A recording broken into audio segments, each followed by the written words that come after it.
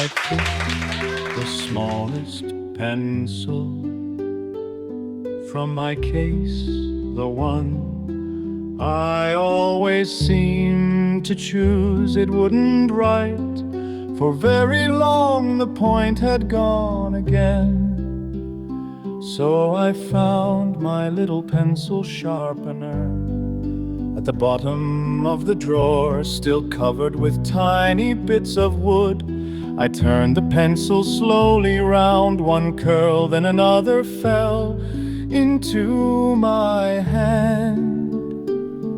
I always forget how nice that sound is. I looked at the pencil for a moment. It used to be twice this length, maybe even more. I don't remember using it that much, but every word list, every note, every crossed out sentence had taken just a little away. I smiled, sharpened the point one last turn, brushed the little wood curls into the bin, and wrote today's at the top of a new page. The pencil felt ready again.